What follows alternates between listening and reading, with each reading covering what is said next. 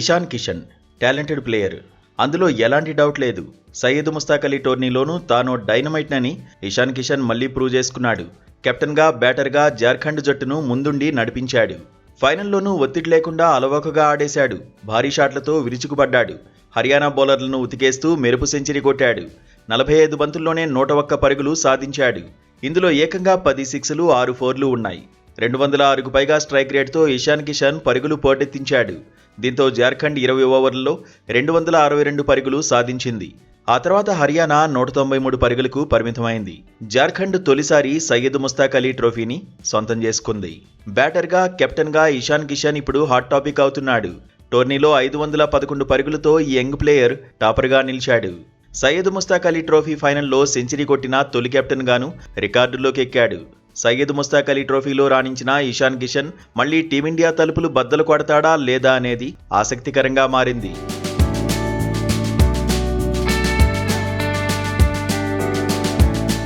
27 ఏళ్ల ఇషాన్ కిషన్ టీమిండియా తరఫున ఇప్పటికే 3 ఫార్మాట్లలోనూ బరిలోకి దిగాడు. వన్డేల్లో డబుల్ సెంచరీ కూడా సాధించాడు. టీమిండియాకు మరో స్టార్ దొరికినట్టే అనుకున్న టైంలో జట్టుకు దూరమయ్యాడు. గతేడాది సౌత్ ఆఫ్రికా టూర్ మధ్యలోనే ఇషాన్ కిషన్ భారత్కు వచ్చేశాడు. మానసికంగా ఇబ్బందులు పడుతున్నానని చెప్పుకున్నాడు. కానీ భారత్కు వచ్చాక ఐపీఎల్ కోసం ప్రాక్టీస్ చేస్తూ వార్తల్లో నిలిచాడు.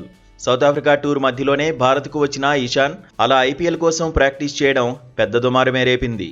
టీమిండియా తరఫున బరిలో లేనప్పుడు డొమెస్టిక్ మ్యాచ్ల్లో ఆడాల్సిందేనని బీసీసీఐ తేల్చి చెప్పింది. అయితే ఇషాన్ కిషన్ మాత్రం లైట్ తీసుకున్నాడు. దేశవాళీ మ్యాచ్లకు ప్రయారిటీ ఇవ్వలేదు. దీంతో బీసీసీఐ ఆగ్రహం వ్యక్తం చేసింది. సెంట్రల్ కాంట్రాక్ట్ నుంచి తొలగించింది. ఆ తర్వాత మళ్లీ టీమిండియా తరఫున ఇషాన్ కిషన్ బరిలో దిగలేదు. అసలు జట్టు నుంచి పిలిపే అందలేదు.